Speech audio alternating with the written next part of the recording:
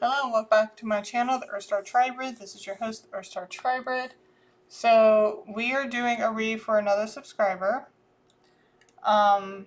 This one is, I have questions, the questions that she's been asking. I have it written down here. I'm not going to give her name, but she knows who I'm going to be channeling. This is her mom. And I did channel earlier to see whether or not she wanted to step forward and give messages to her daughter. She does. So she does want to talk to you. There are some messages for you. And I'm going to go ahead, say my prayers, and light the candles, and we'll get started. Show me yes. Show me no, please. Am I speaking to the All High Almighty? Am I speaking with Jesus Christ? Am I speaking with Rosemarie Kaminski? Am I speaking with anyone else other than the three of you? Okay. Rosemarie Kaminski, do you have a message for your daughter? Alright, do you want me to roll the dice? Pull out letters. Okay. So she does have a message for you.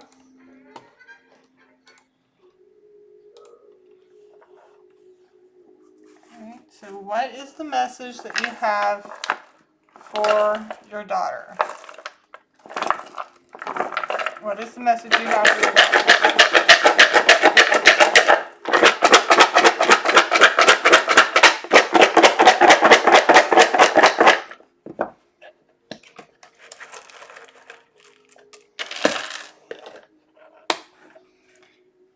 8, Gemini, which is communication, 12,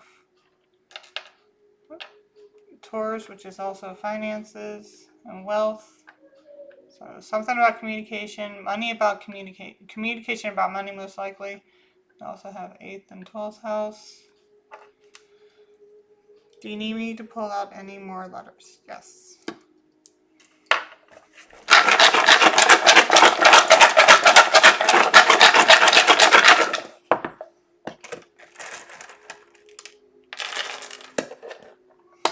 Also remember, whatever comes out, you will know better than I will about your situation. So if it doesn't have anything to do with you, but it has something to do with somebody else around you, please keep that in mind. 8 and 4 is 12. We also got 12, 12.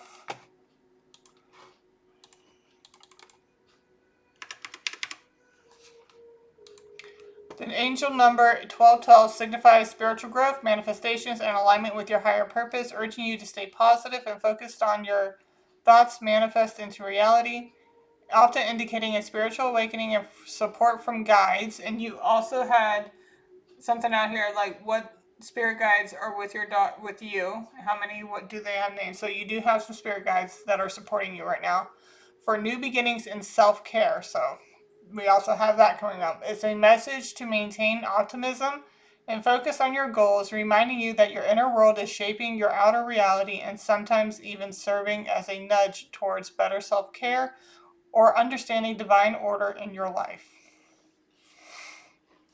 Okay. That's a pretty good, powerful message. Are we looking at the south? Are we doing south or north node? South node? North node? And are we doing positive or air sign? Positive. Okay. So north node, we also got positive. We also got fixed. Something about stability. Okay. Do you need me to pull out any more letters? Yes.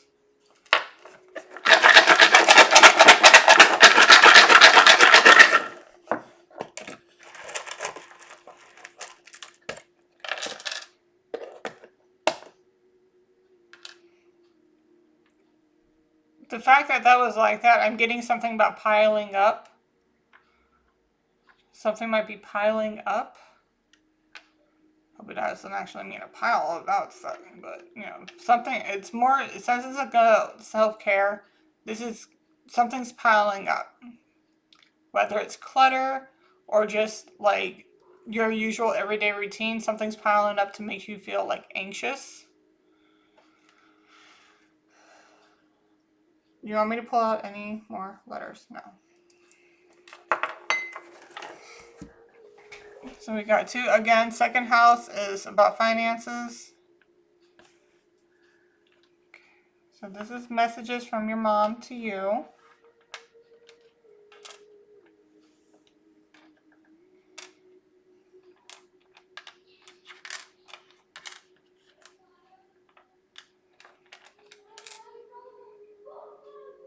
I don't even remember what that was supposed to be, but we're going to use it for money. So again, money's out here again. Something about finances.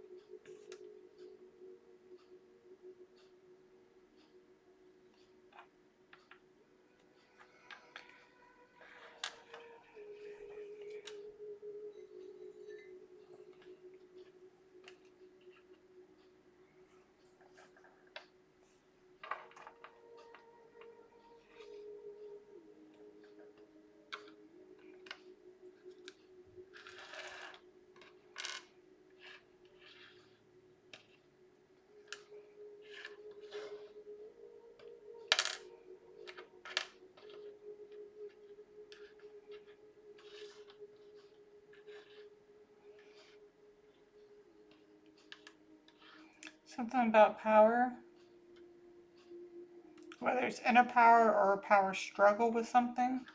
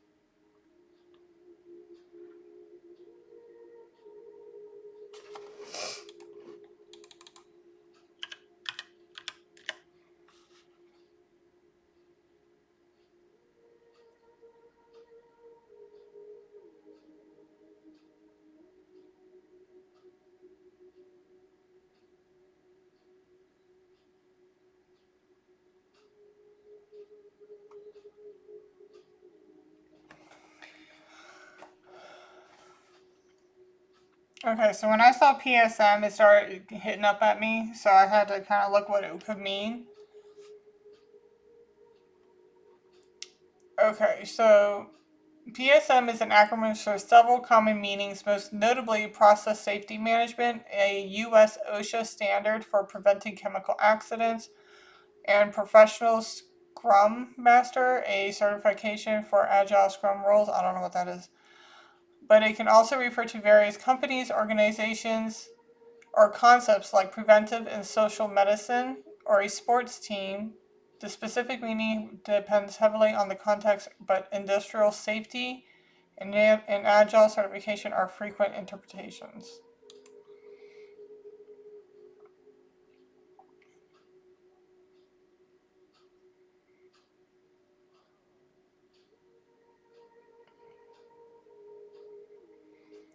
Okay, so I think this is more looking towards the medicine because preventive, we have your you have a thing about medicine here. So, preventive and social medicine, a branch of medicine focused on public health, prevention, and community health services. So, we're definitely going to be looking at into that as well.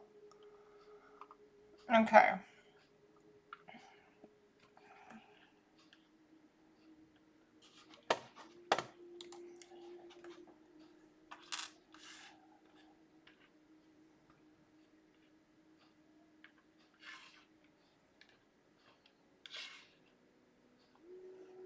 Okay, you really got to work on your gut health. That is actually going to help.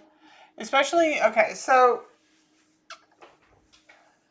when it comes to like, the fupa that we women get, especially if we're under a lot of stress, gut health, cortisone levels.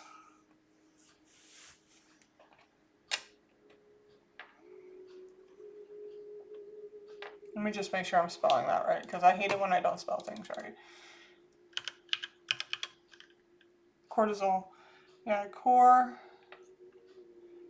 Where's my T's? Tisol.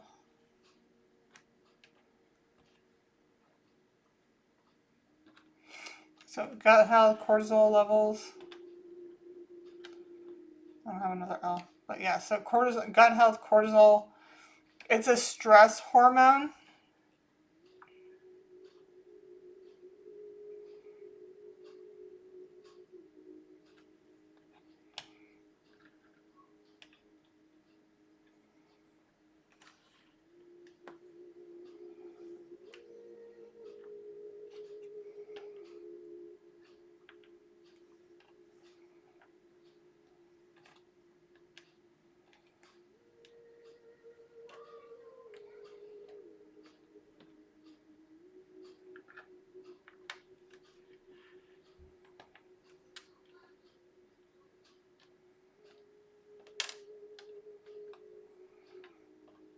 Okay, you need to find time. Yeah, so you need to find time to relax. That's exclamation. So you need to focus on your gut health, cortisol levels, and the best way to help with cortisol levels is needing to find time to relax, time to just decompress for the day. To basically decompress from all types of, like, salt baths are really good for that. Yeah.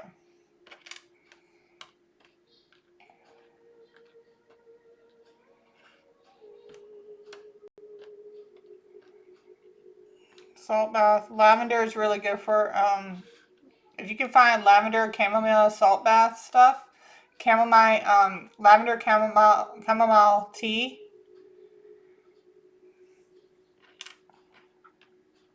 I'm not a big tea drinker either, but I found that one with your gut health, try I mean, I don't know too much about your health, okay? I really don't. So always speak to your doctor. I'm not a physician, but this is what I'm just intuitively getting. For your gut health, tea is going to help cleanse out your system, especially specific tea. Um, I actually drink Rise coffee, Ryze. It's a mushroom based coffee. And what's funny is that I don't like coffee and I don't like mushrooms, but for whatever reason, the two together actually work really, really good. I just use my own specific creamer. I don't even have to add sugar, I just use creamer. And it works for me. It actually helps with my gut health. It actually gives me the energy and the nutrients that I need to be able to deal with every day. Um, Also over the holidays, like I just recently got done with a water fast. I was feeling extremely drained. Even drinking the rice coffee, I was feeling so drained. I was feeling so heavy and bloated. Nothing was doing was working. But when I water fast for 3 days, again, speak to your doctor because I don't know your health routine and stuff like that. So talk to your doctor about actually doing a water fast to help cleanse your body, rehydrate your body, because drinking all that water for 3 days straight really, really boosted my energy levels. And it really helped with my gut health and just like cleansing out my system. Anytime that I felt hungry or got, the need to eat, I would just chew gum. Okay, so it was only for 3 days. I went from Friday evening into Monday, and then Tuesday I started my intermittent fasting. So that could be another way to help with your stress. It's all about what you're putting into your body, not just like medicine wise, but like everyday foods, everyday drinks. So sometimes it's like the water fast actually just helped jumpstart and restart my system, basically my whole system. It's just, you're retuning your system. Again, talk to your doctor, make sure that's safe for you, and do what you feel right is for your body. So like I said, Saturday was the worst because like I was getting cravings so bad, so I just bought myself a pack of gum, and anytime I had a craving, I would just chew gum.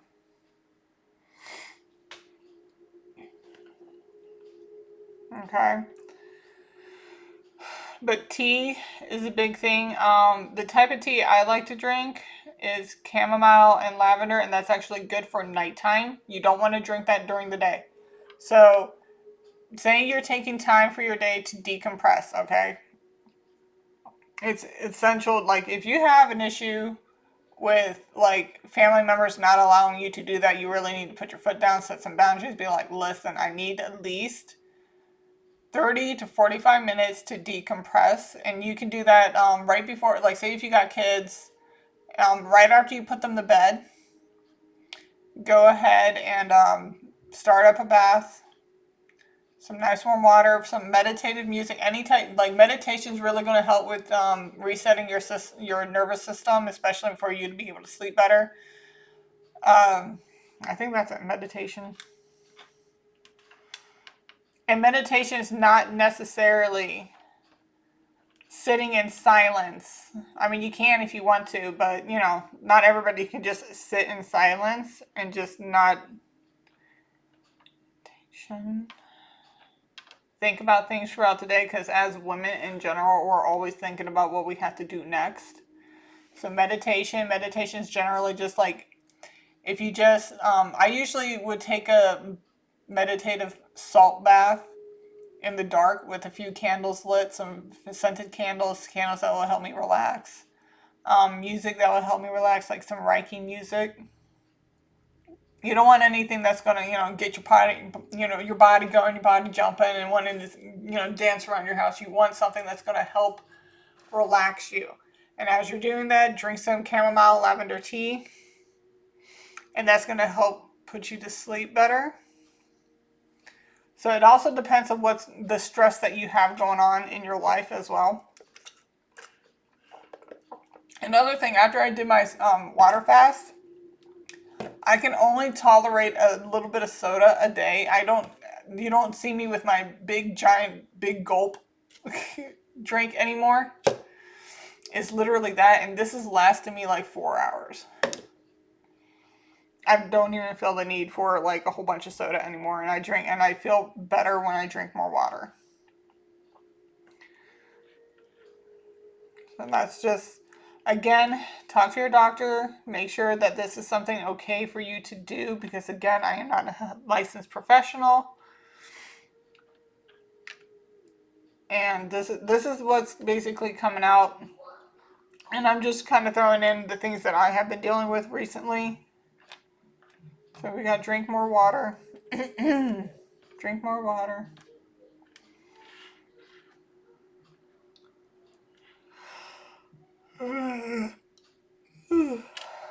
Yeah, or just drink, and then more water, drink tea,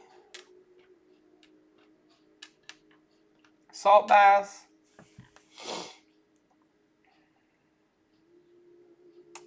Make sure you focus on your gut health. Your gut health is really going to help you with your stress levels. It's going to help you with your sleep as well. And here's another thing. Workouts will help you sleep too. Whenever I had issues of waking up in the middle of the night, I would just so I would put on my favorite song. Like, those little step things? It's just like a step that you go up, down, up, down, up, down, up, down. I found that if I just like, I don't even have to do a full-blown workout. If you just put a song on, when it's some type of favorite song of yours, whatever you want to feel like listening to, and just walk up and down on that step the entirety of that song, you're gonna feel like, okay, I'm not overworked that I feel like completely run down, but like I feel tired enough that I can just go right back to sleep. And it works. I mean, for me, it works. So that may be something you can try and do. Um, Also, trying a 10-minute workout. Like, I'm not telling you to do 15, 20, 30 minutes. No, just find a 10-minute workout. And that's something that you can do. And keep in mind that you're also not going to get all those moves right away. Okay? You can use moderation. Not moderation.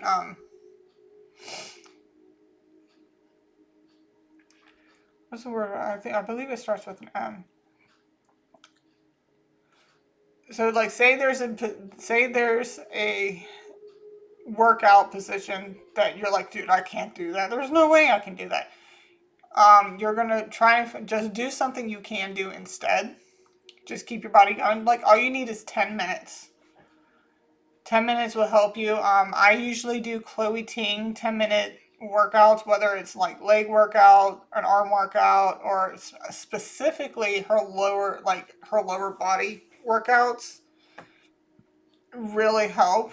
And like I said, like there's some things that I couldn't do at first, but after doing it so often, and it's only 10 minutes. It's only 10 minutes. Just do 10 minutes of something like that, or you can just do a favorite song. Just get your body going, so that way your body can just basically restart itself. Okay. Do we have any more messages in the letters? No. Do we have messages in the symbols? Yes. These right here.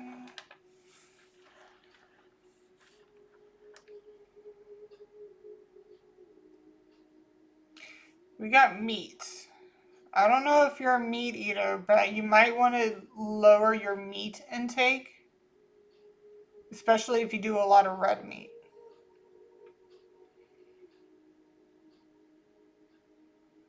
Because I'm seeing red in here, and then I'm also seeing meat.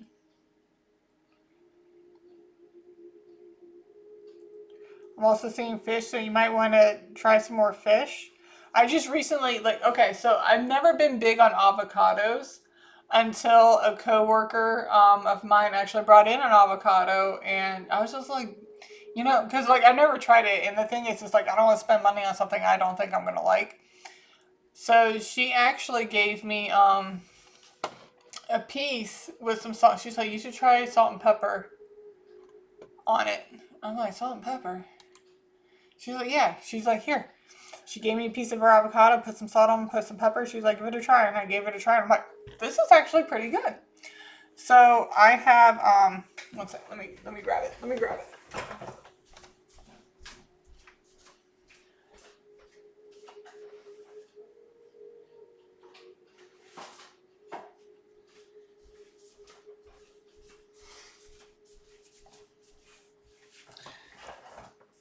This right here, this book, it's called Eggs All Day. When I was seeing this, like when I was going through my water fast, I was looking at this because I bought this like a few years ago thinking that I was going to work on my health at that point in time, and yeah, didn't do it. But I'm doing it now, like New Year's resolution. But this is avocado toast with I don't like yolky eggs, so I just make it, instead of like eggs Benedict, I gave it more of like a heart over eggs. And then on top of that right there, that's salmon. You can actually go, if you go to your local grocery store and go into the seafood area, ask them for like sliced salmon, kind of like how you get sliced lunch meat, but it's sliced salmon, and you could just put little pieces onto your toast. It was so good. I tried it last night. It's actually really, really good. So I salt and peppered my egg, fried it up. When I did with my toast and brought it out, I also salt and peppered my avocado, and then I put the salmon on top of the avocado, and then I put my egg on top of that. You can put any other veg. I'm not a chili, not chili, but onion person. I hate onions. But you can put whatever you want else on there. The one time I actually did it with peppers, like sweet peppers, like red, yellow, and orange peppers. And it was really, really good. It actually was really good. So try something like that. Confirmation. Commercial just came on.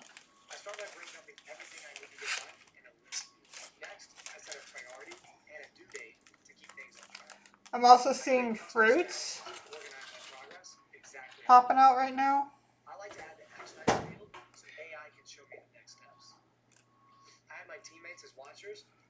See more fruit. Eat more fruit. From personal projects to running a multi-billion-dollar company.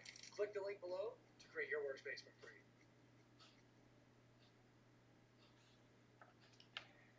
Okay, so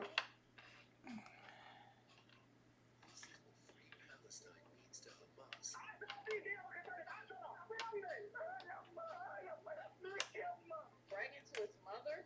Really? They want to kill all Jews. Hamas must go. Choose getting smooth. Fruit smooth. Fruit smoothie.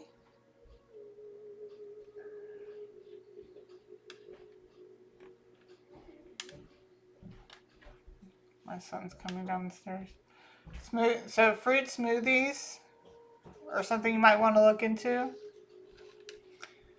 Hold on 1 second. 1 second. Yes, my love. You may want to start your name. Yep. If you're having issues with bloating.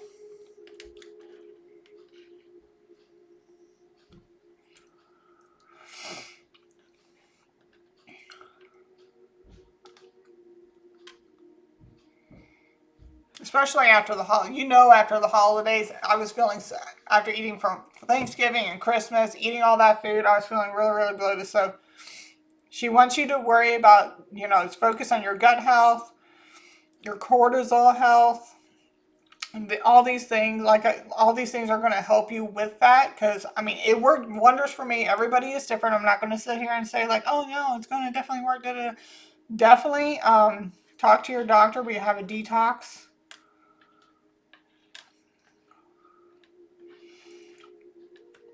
If you drink alcohol, detox from alcohol, cigarettes, just take a minute to just get rid of all that, the bad stuff, and just focus on all the good stuff that you put into your body.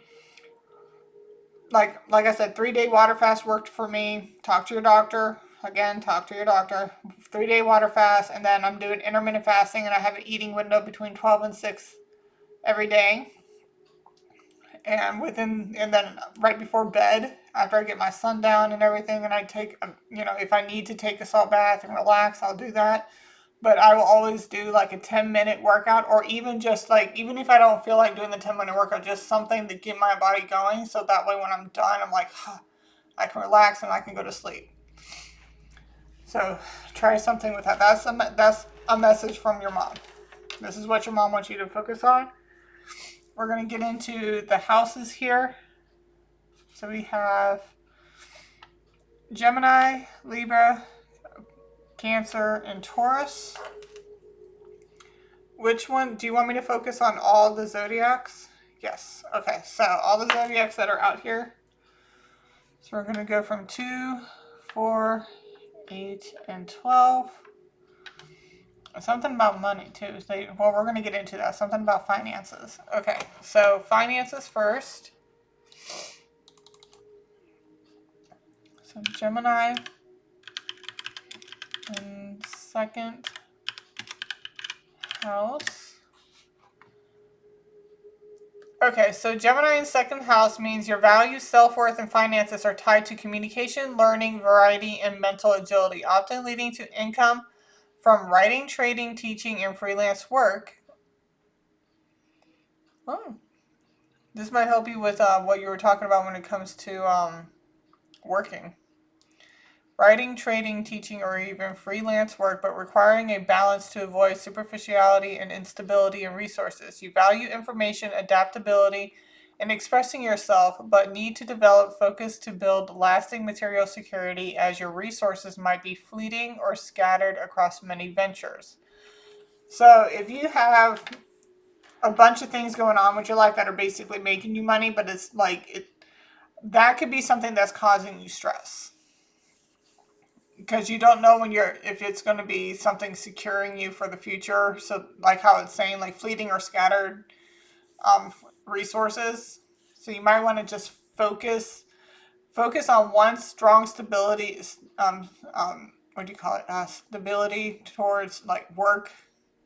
And if you want to have a hobby or two, you can do that. Nobody's sitting here telling you to give up on your dreams or stop this, stop that. But you need to find some type of stability in doing so. So one, you can have, a stable income, a fixed income, and also, be able to do the things that you love to do. Like say, for example, if you like to garden, find a job in floral. Grocery stores have floral places. There are also floral places other areas. But that's just an example. I'm not saying if you're doing that, do that, but just it's an example. Like find a hobby that you like and see if there's something in a job like that, like an entry level, that can help you get into that. There's also Libra in second house. Suggest your values, self-worth, and finances are tied to beauty, relationships, harmony, and luxury. Drawing you to careers in art, design, fashion, diplomacy, or beauty, especially if you're a hairstylist. Where earning comes through pleasing aesthetics, negotiation, and creating balance, but you value fairness and partnership in acquiring material wealth. This placement indicates a strong appreciation for quality artistic possessions and a desire for financial stability through pleasant means, often involving partnerships or public appeal. Taurus.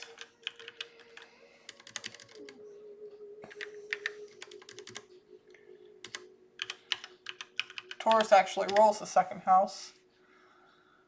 Signifies a deep connection to material security, personal values, and self-worth, emphasizing tangible assets, sensory pleasures, and earning potential, often through stable, practical means, as Taurus naturally rules this house, of finances, possession, and intrinsic worth, making security and enjoying life's comforts as a primary focus. This placement suggests a talent for accumulating wealth and appreciating quality driven by Venus, and a need to learn self-valued beyond external validation. Okay. Let's go into Cancer. We're definitely going to go into career next.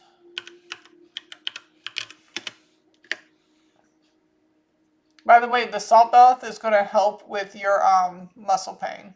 If you have any, because you have muscle relaxers, and if you're having issues with your muscles, water will help loosen up your muscles, also hydrate your muscles so you don't feel too cramped or, in pain. Okay, so Cancer in second house is an individual's self of emotional security is deeply tied to their material possessions, finances, and family life. The second house governs personal resources, values, and self-worth. Yeah, we know that. Okay, so fourth house. Okay, Cancer in the fourth house is a powerful and harmonious placement in astrology, as the sign of Cancer is the ruler of the fourth house. Okay, this alignment amplifies themes of home, family, emotional security, and personal roots. Individuals with the placement are highly sensitive, intuitive, and emotionally attuned to their environment. Their emotional security is foundational to their well-being.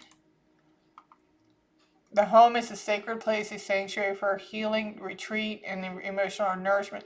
Yeah, make sure have a nice clean home. Like if you have any type of pile-ups anywhere, I'm not sitting here saying that you're dirty or you're hoarding or anything like that, but like making sure you have a clean home. You can have a routine of doing that too, like 10 to 15 minutes every morning, especially in your bedroom. Like make sure you make your bed, open up your windows, let in some light. Make sure you mop your floors. Just having a nice clean house to come home to is very good for you. Because like if you come home to a messy house, you're already overwhelmed because you come in and you're just like, oh, there's dishes in the sink, there's laundry that needs to be done. If you at least get it started in the morning, when you come home, you won't be so like overwhelmed from working and then coming home and having to deal with all this other stuff. And yes, if you do have a partner, they should be helping you as well. Like this, if you're both working, that doesn't mean you come home and then you get to sit down and sleep while the other person does everything else. That's ridiculous. That is ridiculous. Because if you weren't there, who would be doing it? Exactly, they would. So they need to get up their ass and start helping. If that's what's going on, they need to start helping you. That would help. Honestly, that would create inner peace for both you and your family. And it really, really sucks when, like, sometimes, like, I actually had a friend who ended up getting so sick and tired of having to do, like, she has said time and time and time again to her family, like, her kids that are old enough to take care of themselves, not take care of themselves, like, financially, but, they can get up in the morning, they can get dressed, they can take showers, they can brush their own teeth, they can actually do their own laundry. She ended up stopping doing that, and when they started getting on her for not having done anything, she actually just went and stayed at her mom's for like a week. And literally by the beginning of the second week, they were begging her to come home. And she's like, if I come home, this is what's going to happen. This is what you guys are going to have to start doing. Because if not, I'm just going to bounce again. And then you guys are going to have to deal with it on your own. Like, she literally just left for like a week to her mom's house and just like, even if like, I'm not, obviously your mom's passed away, but I'm just saying, like, a family member, a friend, somewhere you can go to, be like, listen, they're not listening to me, so I'm just going to have to teach them a lesson. If this is what they're going to want to do, then this is the consequence. I'm going to leave. Every single time you don't follow through on what you're going to do to help me, then I'm just going to bounce for like however long it takes you to finally be like, okay, we'll do it. Like, all she had to do was just leave for a week. And they were just like, okay, yeah. Like, the kids started helping out around the house. She let them choose the chores that they feel like they can do. Like that sometimes, and sometimes you just gotta put your foot down. You gotta start creating your own boundaries and letting them know, like, you know what? You think you can do better? Go ahead. Let's see you try and do better. Let's see you try and do it. Go ahead. Okay, so we got Taurus in 4th house. And if he's being emotionally abusive towards you, you need to go. Okay, Taurus in the 4th house signifies deep-rooted needs for security, comfort, and stability in the home and family, manifesting as a love for beautiful, calm surroundings, loyalty, and a practical approach to emotional foundations, often involving investment in real estate or home decor, finding joy in tangible comforts, and potentially resisting major emotional upheaval. This placement suggests a nurturing, steady upbringing and a strong desire for a peaceful, well-grounded private life, drawing strength from nature, art, and enduring traditions. Yeah, you could also go for a walk. Walking is meditation too. Just, go for, obviously don't go walking in places where, it's dangerous. Just like go to a close by park and just like there's a lake nearby that has a path that walks around it, and sometimes I'll either go there by myself or I'll take my son and we'll just go for a walk and just feed the ducks. Or, well, actually we found out we can't feed the ducks. I was like, what? What do you mean we can't feed the ducks? That's so stupid. Like, that was such a nostalgic memory, and then I found out that we were not allowed to do that. I'm like, ugh. Killjoys. Okay, so Libra in the 4th house signifies a deep need for harmony, balance, and partnership within the home, family, and emotional foundation. This is she wants you to also focus on balance and harmony within your partnership, home, and family. Something about that. Often leading to a childhood where fairness, beauty, and diplomacy were emphasized, though perhaps with a underlying tension between outer appearance and inner peace, making home life a central focus for developing relationships and finding security. Okay, then we have Gemini. Okay, Gemini in fourth house blends intellectual curiosity with home, family, and roots, creating a dynamic, communicative, and sometimes inconsistent domestic environment where emotional security comes from mental stimulation, learning, and adaptability, often manifesting as a busy household with diverse ideas or even multiple residences, with family dynamics emphasizing communication but sometimes lacking deep emotional grounding, and parents who are mentally stimulating but perhaps emotionally inconsistent. Okay, and then we got 8th house, Gemini in 8th house. Blends curious, communicative Gemini energy with the deep transformative themes of the 8th house, shared resources, intimacy, secrets, and rebirth. Individuals with this placement are often fascinated by hidden knowledge, psychology, and taboo subjects, using their intellect to investigate mysteries, manage joint finances with adaptability, and seek profound mental connections in relationships, potentially leading to transformation through intense dialogue or research into the occult or death.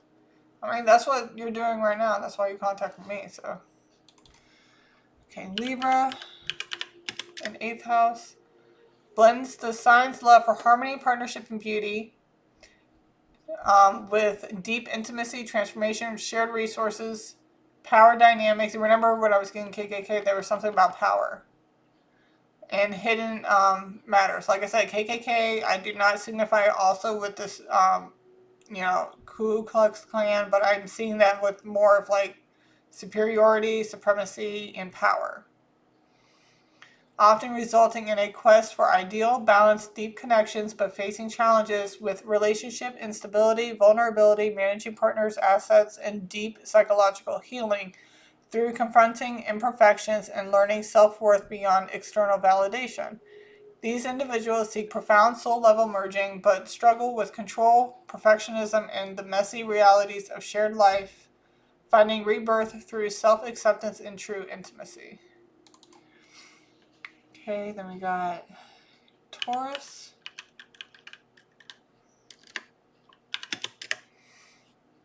Signifies a deep, sensual, and persistent approach to transformation, shared resources, intimacy, and the taboo, focusing on tangible security in crises, but facing challenges with slow change, releasing control, emerging finances, often finding profound growth through deep commitment, inheritance, or shared wealth. Though transformation itself can be a slow, stubborn process. Yeah. Well, stop being so stubborn and get them, start creating boundaries. And if, like, say, if you have shared resources and no matter how much you're trying to save, it's not working because the other party is not contributing to that, it might be time to, like, have separate finances. Like, if you want to have something that you can put a little bit into, that's fine. But have something for yourself that you can save up on and make sure you're the only one that can access that. Cancer in 8th house suggests a deep emotional, intuitive approach to to areas of life such as transformation, shared resources, intimacy, and the hidden aspects of existence. Individuals with this placement often navigate profound change through their emotional bonds, and family dynamics. There's something going on with your family life.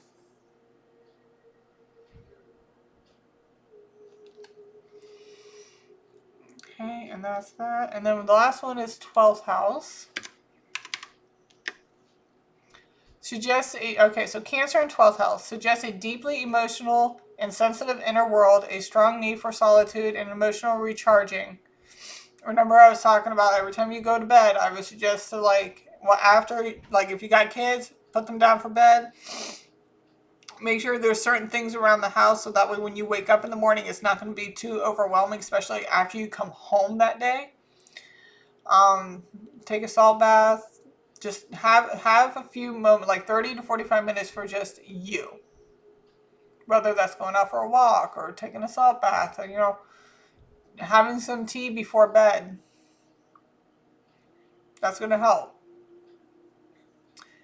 Okay, emotional recharging and potential karmic ties related to family, home, and or abandonment. Okay.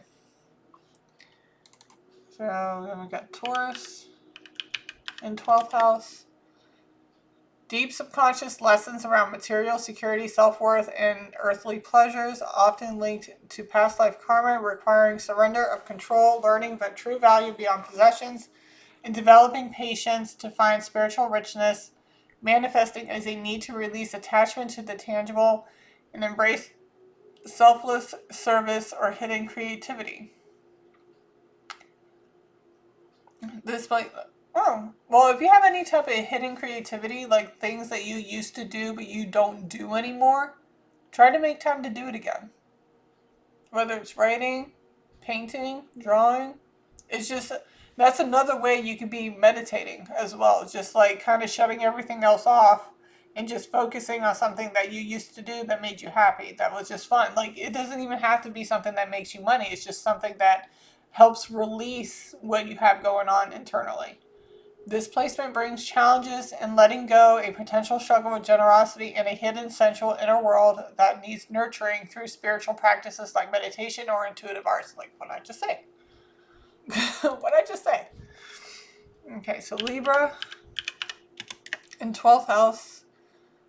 Subconscious themes of relationships, balance, justice, and hidden desires, often bringing past life relationship karma, fear of commitment, and a secret longing for connection, manifesting as relationship challenges, a need for self-reliance to avoid hurt, and an inner spiritual pull towards harmony and partnership that needs healing through inner work and self-awareness. Then last, Gemini in 12th house. A complex interplay between communication and the subconscious hidden realms, often manifesting as a restless, scattered mind, deep intuition, potential for secret communication, fascination with mysteries, languages, or a past life yearning to express their inner thoughts, leading to subconscious mental challenges or profound creative talents in writing, speaking that require conscious surrender to the unknown for a true understanding. Okay. Are there any more messages within the symbols? No. Are we moving on? Yes. When it comes to work,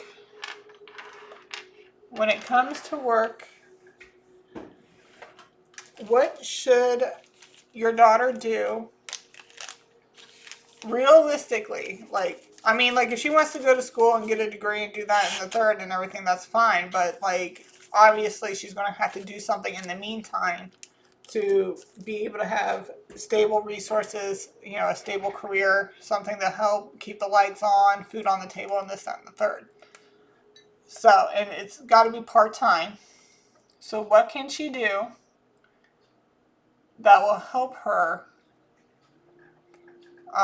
get into that? Like what job can she look into to help her with that? That she can do part-time and, won't be exhausting or, just stressful and all this other stuff.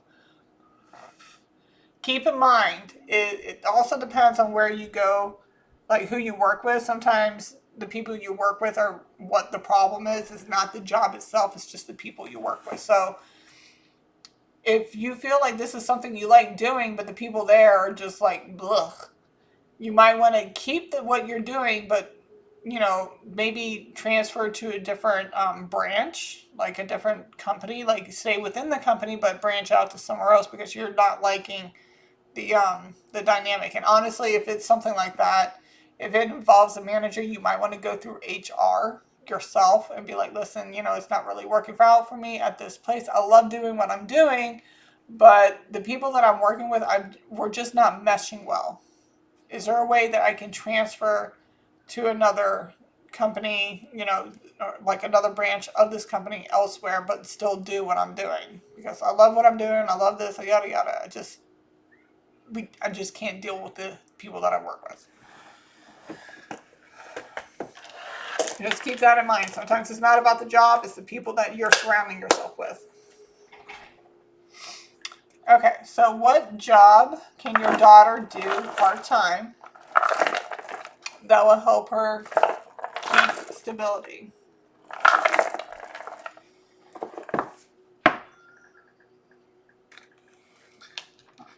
We did this one. We got into the health aspect, like the sleep and remedy suggestions. I think I just heard one of my cats meow, but I don't see them. Okay, but again, when it comes to that, make sure you talk to your doctor, okay? Just to make sure that everything's right in the world with you. I don't want you doing something and then it just, reacts badly with you. Okay, what can your daughter do recurring part-time work to help her bring in stability?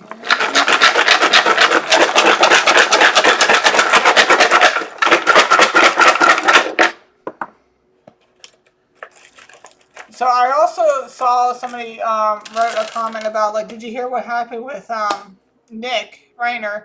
I saw the headline, but I did not read into it. I don't want to read into it because I want to see how accurate I am. So all I saw was the headline. So after I'm done with your read, I'm going to get into that. Should I pull out any more letters? Yes.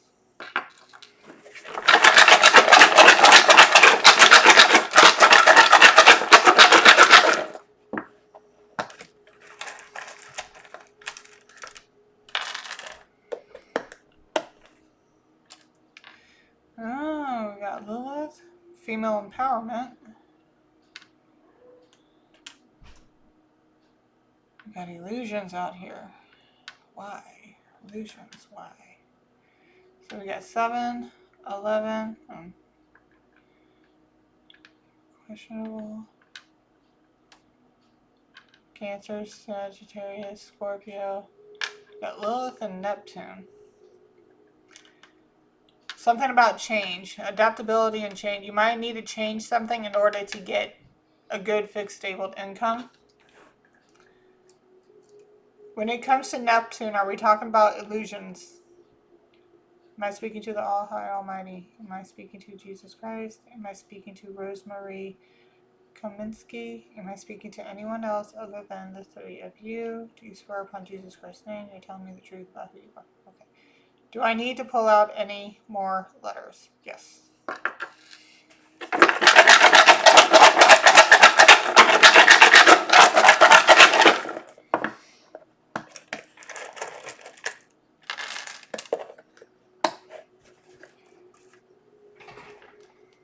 Okay. Again, we got Taurus, that's stability, wealth. We got fixed both. Both are fixed.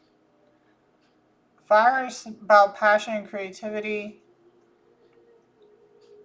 Something about going with the flow. Going with the flow of things.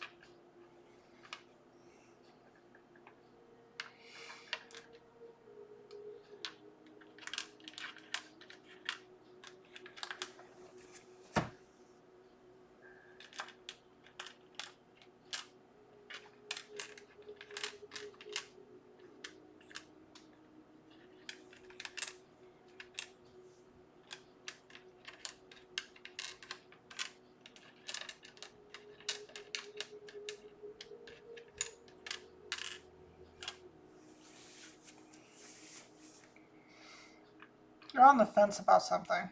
The fact that I'm seeing this like this and it's the F, I'm seeing like more of you're on the fence. And with one is going to be a higher potential earning than the other. But sometimes it's not about the money. Sometimes it's about what's going to make you happy. And hopefully we can help find you a balance between the two.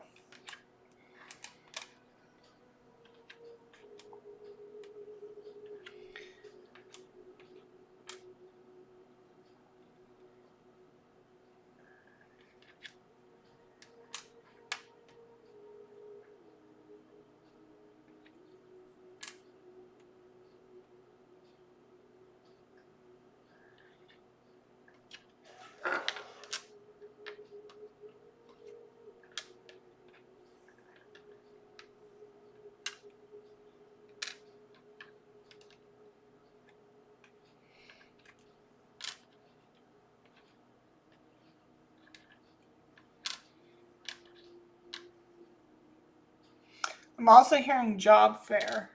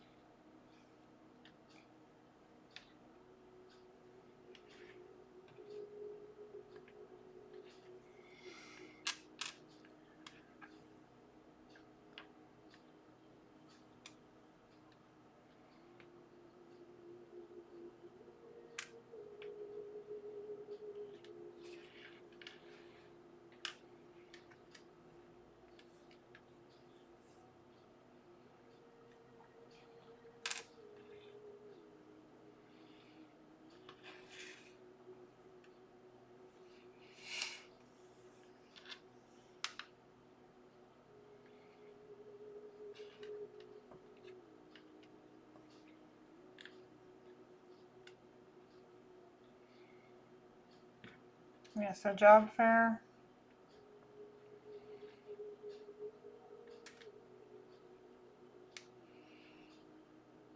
So how you want to go about it? You can also look into job fairs.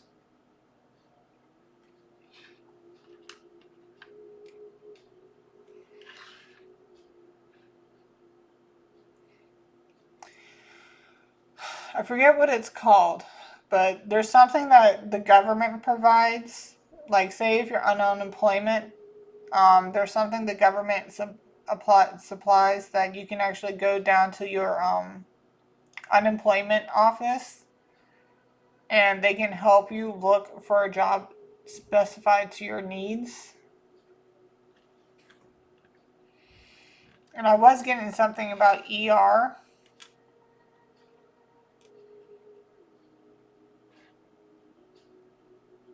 like maybe doing something in the hospital.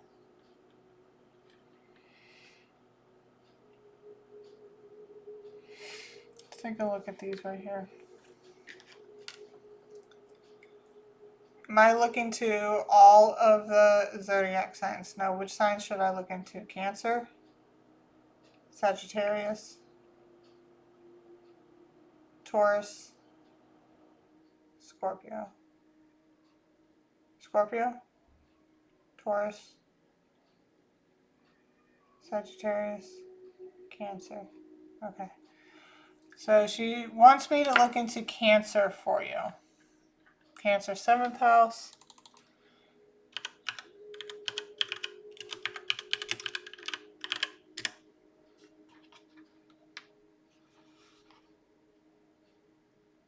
Okay, so deep emotional needs and partnerships, linking relationships to family, home, and ancestral patterns, often seeking nurturing, security, and tender, intimate.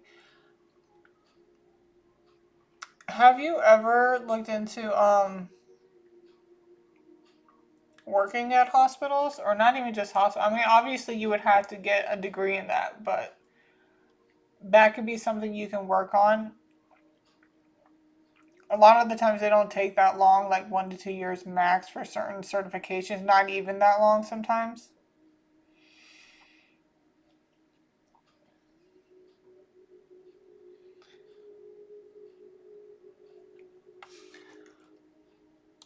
Eleventh house. Deep emotional bonds with friendships, social groups, and focusing on nurturing networks for personal growth.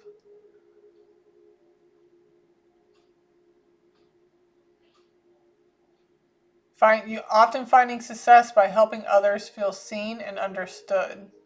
humanitarian efforts, like something working brings people together for shared aspirations, and your success stems from authentic alliances rather than purely individual ambition.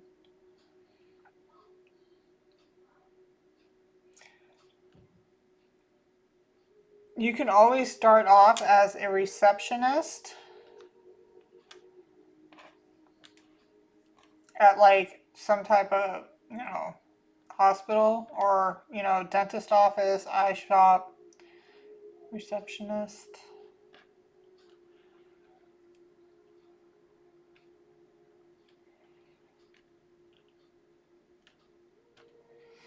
Because they have a lot of part-time work for that. You can get some type of, working as a receptionist, you can get a degree in like billing and coding.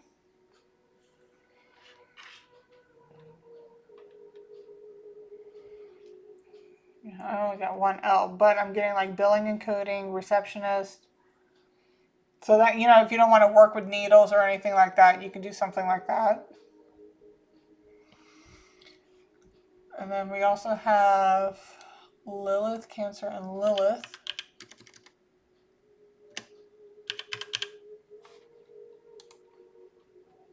Desire for emotional independence and a need to redefine traditional nurturing roles, often stemming from unresolved issues with a maternal figure, or family dynamics. It highlights an individual's shadow side related to home, family, and vulnerability with society, which society may have shamed or repressed. Okay.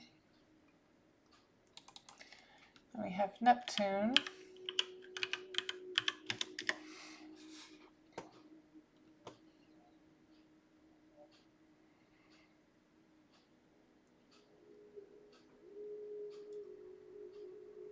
Okay. Deep emotional currents. So Neptune, Cancer and Neptune. Deep emotional currents, spiritual sensitivity, and themes of universal love or escapism. Blending Cancer's nurturing instincts with Neptune's dreamy, boundary dissolving, watery energy for profound intuition, compassion, and potential confusion, addiction, and illusion. It's about connecting the home with the spiritual realm, highlighting mysticism, deep empathy, and a subconscious connection to others' feelings, often manifesting as artistic talent or a need for spiritual exploration. So I'm getting a heavy receptionist, like, even if it's not at a hospital, like, if you're into art, see if you can do receptionist at a museum. Because the receptionists pay.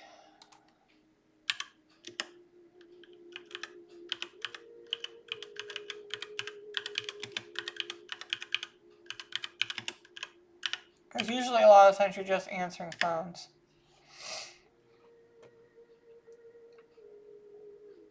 Okay, so a receptionist starting pay varies by location, but generally falls between $12 to $18 per hour for entry levels, with averages around $15 to $18 an hour, or $30 to $37,000 a year. So depending on where you're located, that might help you a lot. Like say you're working on getting, like say you want to be a hairstylist and you're working on getting, going to Empire School to get your hair license, right? You can work as a receptionist, be like, listen, I'm getting my degree or getting my, degree into hair, and I really want to work here, but I need a job now. Is there any way that I can be like a receptionist? Just, I would say a receptionist, like until you're able to get a degree in something that can actually eventually get you more money. And being a hairstylist, I do believe eventually, once you work your way more in there, like, and you show what you can do, you show off your talents, like how long you can do. I know hairstylists that work part-time hours, but are getting like full-time pay because of how well they do their job. So start with job fairs. Like I said, if you're unemployed right now, go to the government, or even if you're not unemployed, you can always go down to the government unemployment office of your city. Tell them what you're looking for and what you need help trying to find. And they can help you with that. I mean, it might take a little bit to try to find exactly what it is that you're looking for, but you got that.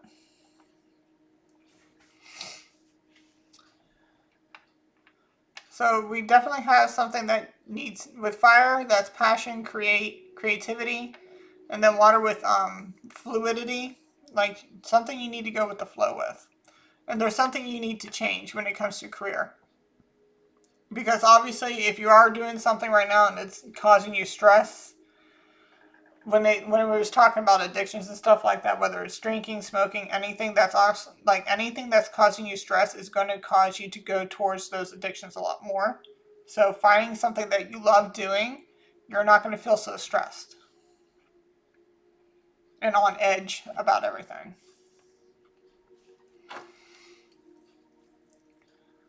Is there any more messages within the letters? Are there any more messages within the symbols? No. Are we moving on to the next? Yes. Okay.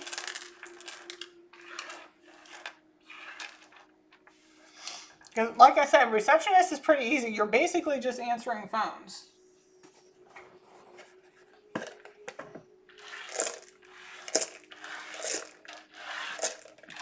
And also what you might want to do too, like get a piece of paper and write down all the things you like to do, like things that you know you can do. And then take that piece of paper down to the job fair or government assistance office and like the unemployment office, and they can help you find something that can go towards what you're looking for. That would make you the most happy. But again, sometimes it's not about the job, it's the people you work with. So if the people you're working with are just toxic as fuck, you just might have to find a different location to work at.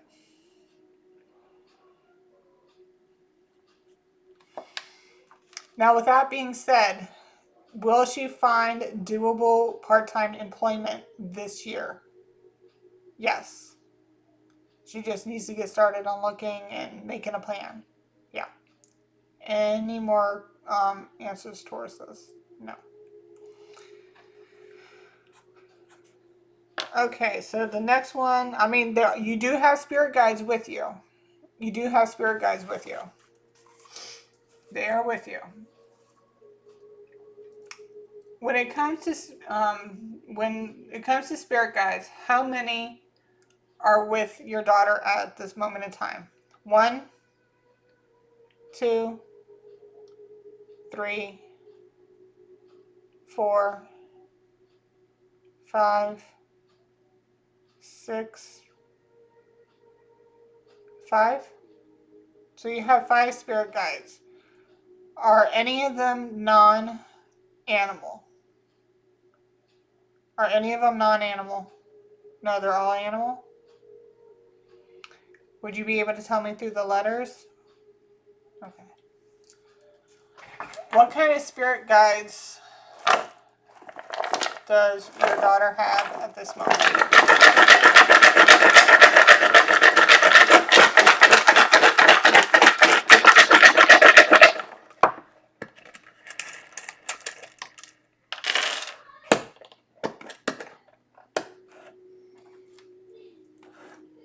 Do you need me to pull out any more letters? Yes.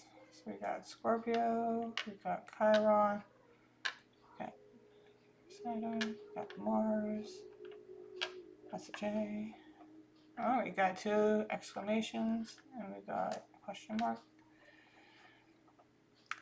You said, do I need to pull out any more letters? Yes.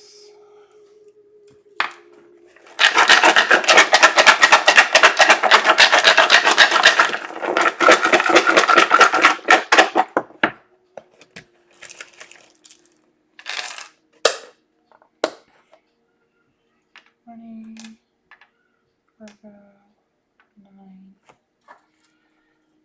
Do you need me to pull out any more letters? Does she have any human-like ancestor or spirit guides? Yes. How many human-like spirit guides does she have? 1, 2, 3. So she has 2. Okay. So when it comes to animal spirit guides, you have 5. When it comes to human spirit guides, you have 2. So right now we're doing the animal ones.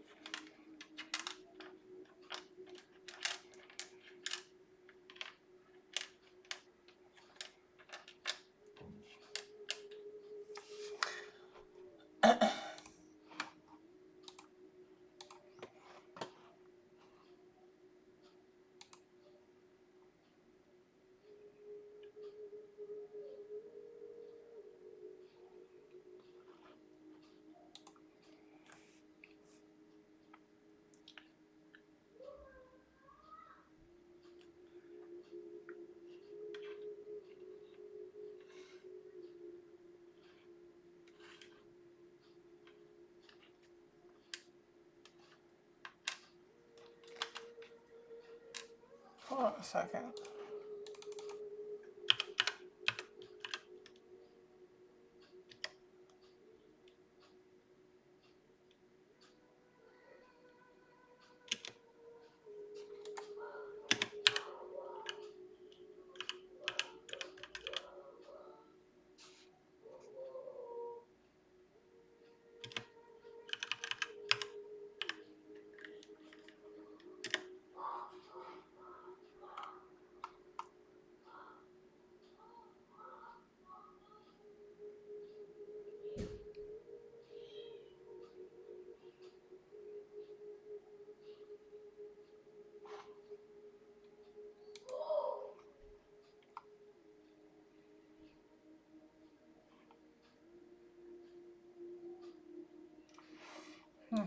I'm getting.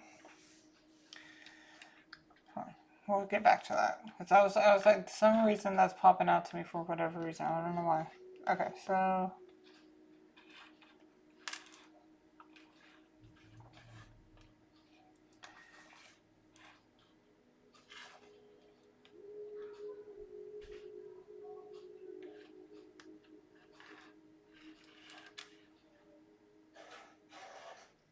You talk to them.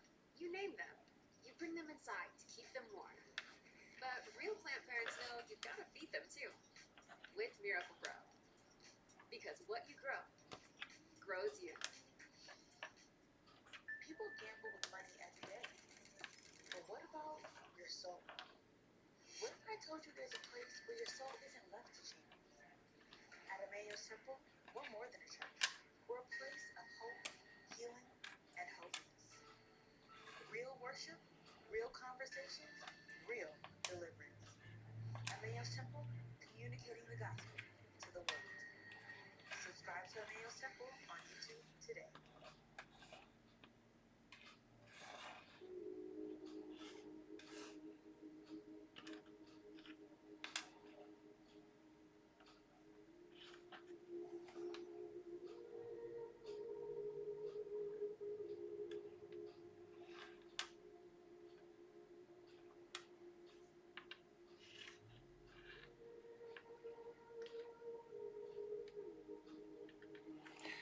we got the fox.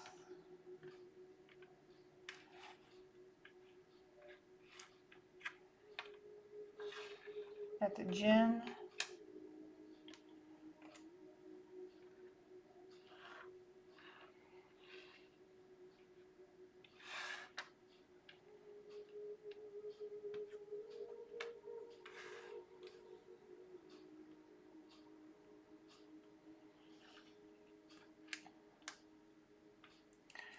We have the fish.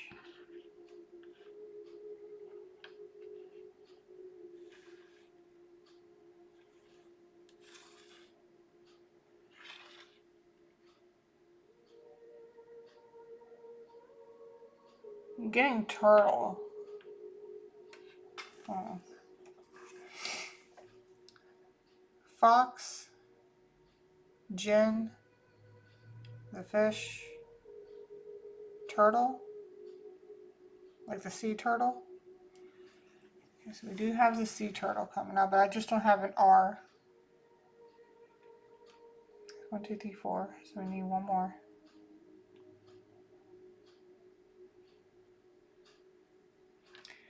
And we got the dove.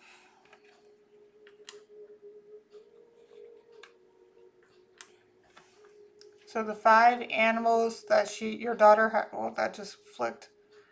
It hasn't been doing that the whole reading until just now. So the 5 spirit animals she's got around her right now is the fox, gin, fish, sea turtle, and dove.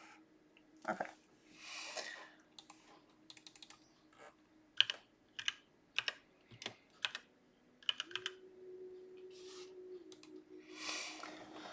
Okay, the fox spirit guide symbolizes cunning, adaptability, and intuition, encouraging quick thinking, resourcefulness, and clever navigation through life's challenges, often appearing as a guide for transformation, heightened awareness, and trusting inner wisdom, often over outward appearances.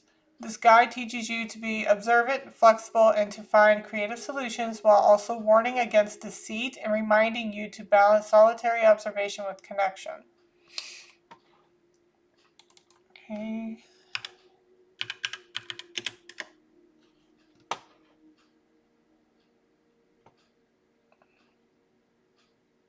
Okay. So the jinn, or genie, a spiritual being from Arabic folklore. Wait a minute, let me ask you something. Is the jinn an animal spirit guide? No. Is this the human spirit guide? Okay, so you have a jinn spirit guide. So we need one more animal spirit. A bee? The bee? Okay, so when we come to... Okay, I think this is going to give us all the spirit guides you have. So we have the animal ones. We got fox, fish. I'm getting bee.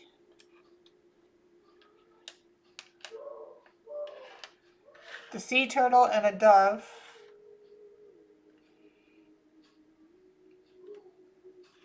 And the human one, we have jinn.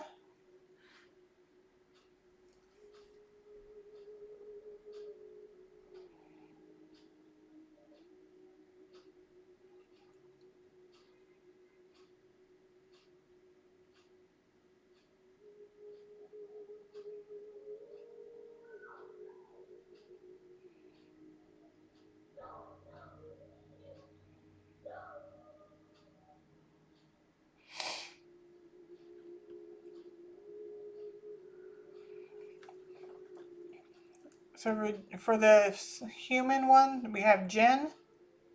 I'm also getting mermaid. Do we have mermaid? Any other ones? Okay, so for the human ones, you got 2 humanoid ones, and then you got 5 animal spirits. The 2 humanoid spirit guides you have are the jinn and the mermaid. The spirit guides, and when it comes to animals, you have fox, fish, bee, dove, and a sea turtle.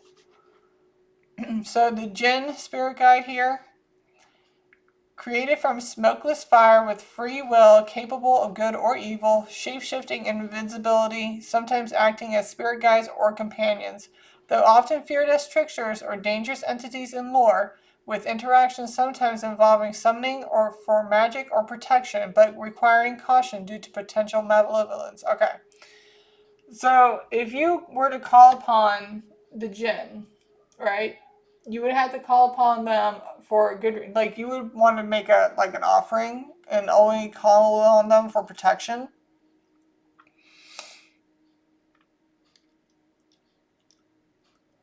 And we can get into exactly what you can get. So we're going to keep the jinn out to see what kind of offerings the jinn would like. The fact that just flicked. The jinn would like for you to give offerings. And when I say offerings, like if say you have a table or something, you can light a candle, put down their favorite food, their favorite drink or something, and you don't even have to say a prayer. You can even just write it out and then read it out loud, or just write it out and just leave it on the table for them to read. And that would be considered an offering. Like, thank you for your protection. I appreciate it. Could you, keep me protected from this, that, and the third, yada, yada, yada. But to always keep them happy and on your good side, you always want to give them like an offering. And I'm not saying a sacrificial offering. Don't do that. Okay. Sacrificial offering is no bueno. That's not good. An offering of like food, wine, some type, whatever they're going to want to require. Okay. Okay. So then we have the mermaid.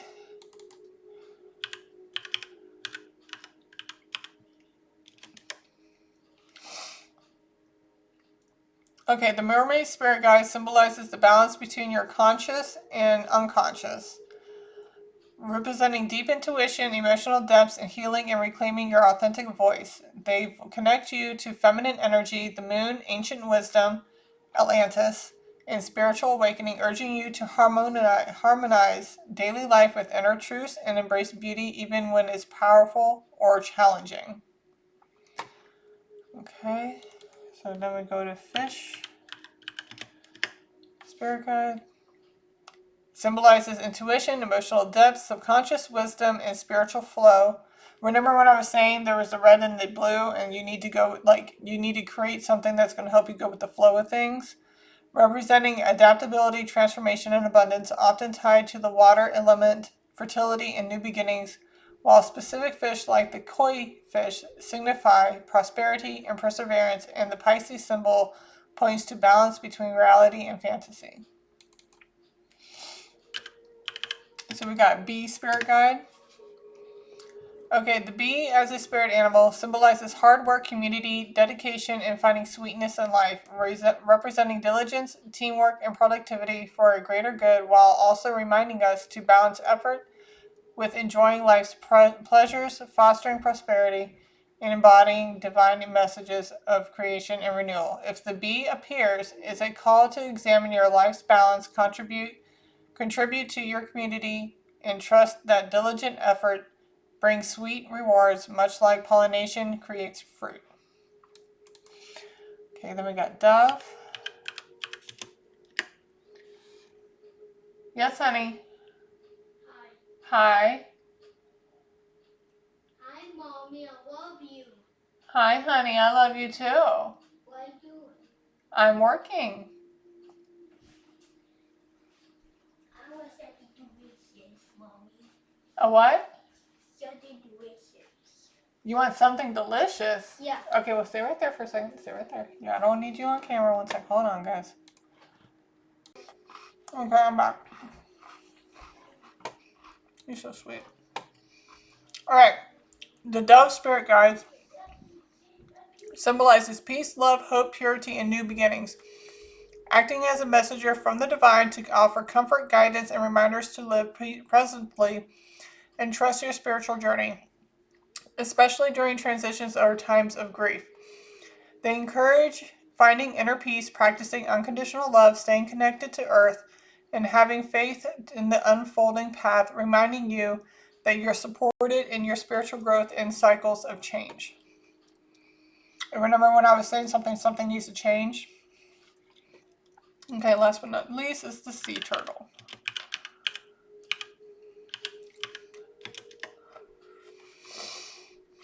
Okay, the sea turtle symbolizes patience, longevity, wisdom, resilience, and navigating emotions, representing a connection to both land and sea. It encourages moving at your own steady pace, trusting intuition, grounding yourself with earth, and finding inner peace and strength through slow, deliberate steps and embracing life's natural flow. Remember what I said, going with the flow of things. Okay. So we got the Jinn, and then we also have Mermaid.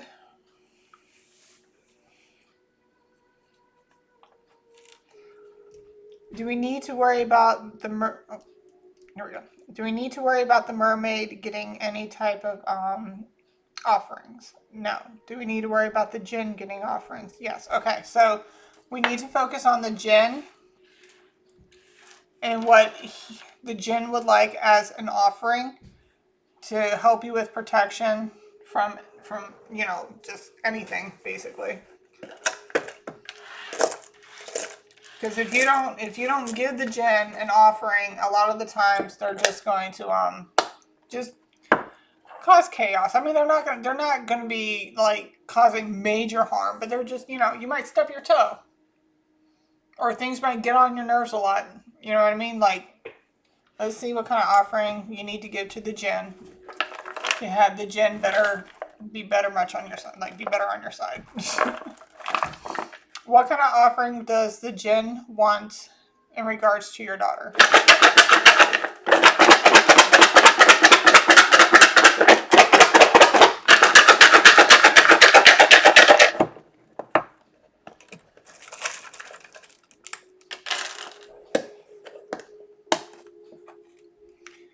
Do I need to pull out any more letters? No.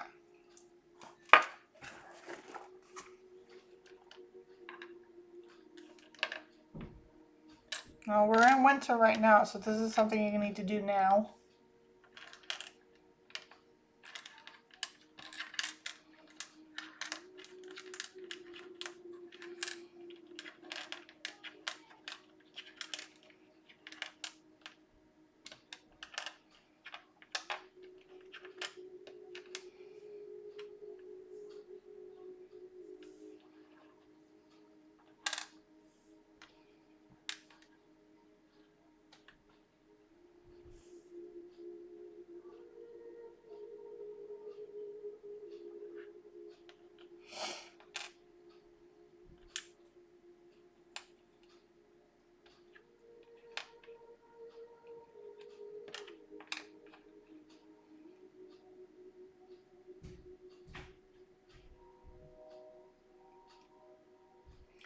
I don't have a T. Okay.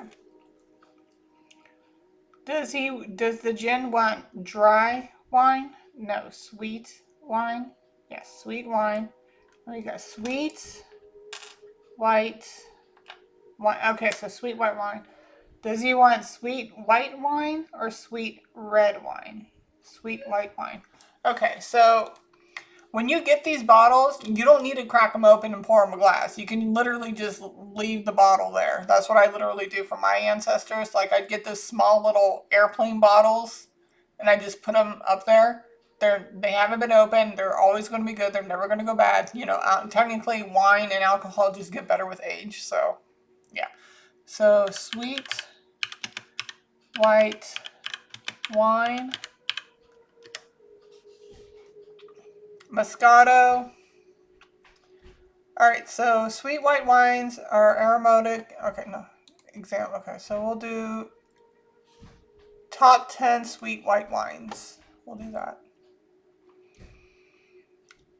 I like man. I'll tell you what, some Moscato be, chef's kiss. I'll tell you that. Okay, so top sweet white wines. Um, let's see, like my top sweet white wines include classic choices like Sauternes, German, and that's that word, and then German Rieslings, Hungarian Takashi Azu, Italian Moscato. I'm telling you, Moscato is like freaking great. Gewürztraminer, whatever. French Gewürztraminer. I mean, if you just look up 10 sweet white wines, you can Volet, ice plus ice wine, known for intense sweetness and complex flavors. Well, any of those top 10 white wines do. Yeah, so any of those 10 would do.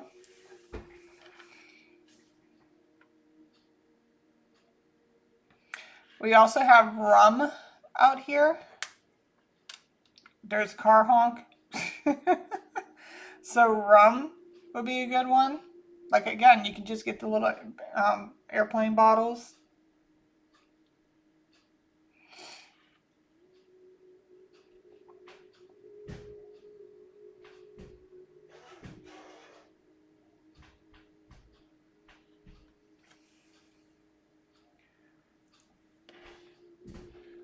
We also got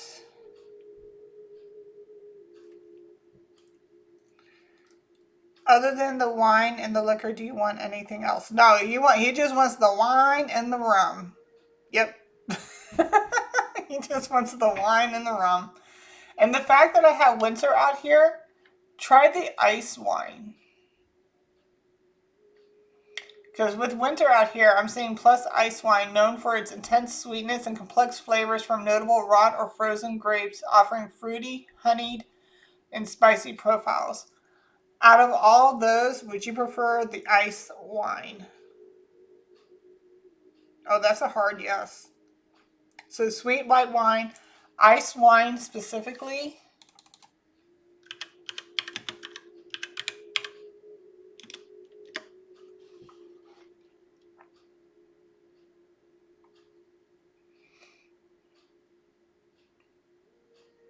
How much is that? Ice wine price.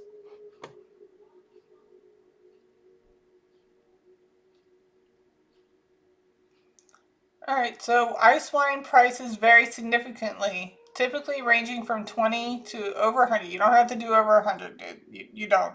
You can get like a $20 bottle, which is fine, and just keep it up there. You don't have to open it. Like I said, you don't have to open it whatsoever.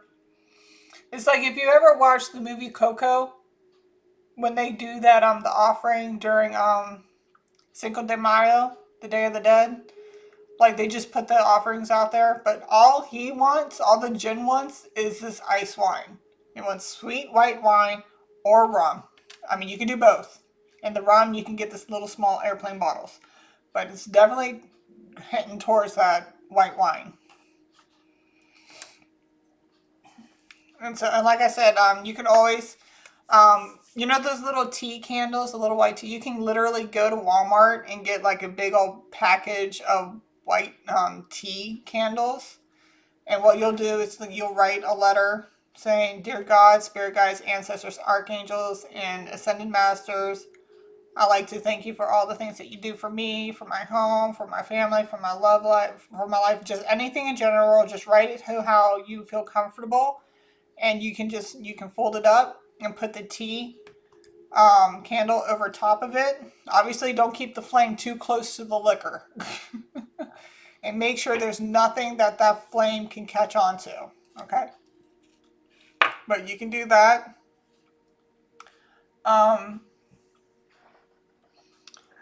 You can also put a quartz crystal and you can get an amethyst stone or a geostone to put up there because that's going to help with connection. Also, what's that blue stone? Blue gemstone. I forget the name of it. Gemstone that connects to spirit.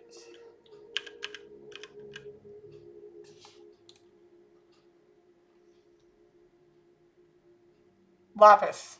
Lapis, Lapis, Lazuli. I have like this spiritual store that I go to, and they literally have small gemstones like this. Like this gemstone here was only $5. So just get one of those, or a little. This one was only $8. You put it over top, like put one on one side, tea candle in the middle, and then the blue on the other side of the little letter that you put or wrote out. Get it incense. What's it called? Palo Santo, frankincense, dragon's blood. Those are good ones. Whatever make it smells better for you, but make sure you don't get the Walmart brand, because I'm telling you right now, when I grabbed the Walmart brand, this shit was giving me a headache. I would suggest to go to a spiritual store if you can find one nearby, or order something off of Amazon that can help you with that.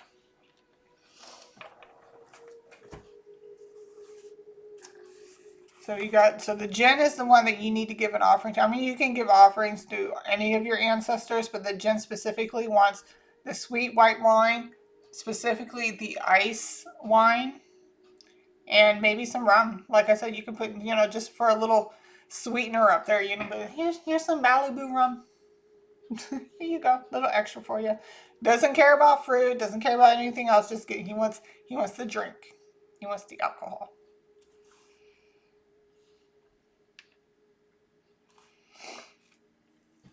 Do you want any money up there for you? No, just the wine, like the alcohol? Yeah, so it just wants the alcohol. It's like, that's it. Just, sweet white wine, rum, we're good. I got you. Thank you very much. Okay. Do we have the fact that there's a motorcycle revving outside right now? That's a confirmation. All right. Is there any other messages you would like to give out? Do you have any more? Like, are we done with the messages? Yes. Are we done with the read? Yes. All right. Well, there you go, honey.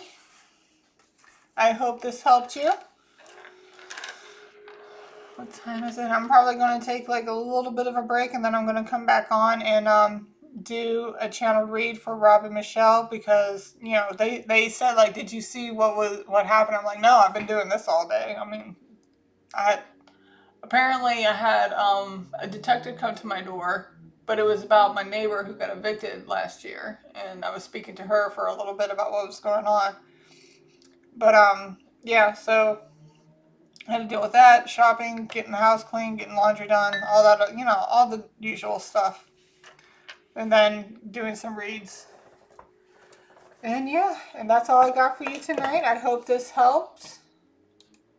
Like, share, subscribe, and I will see you guys on the next one. And just remember, any donations, $25 or more, will get you any read that you want, okay?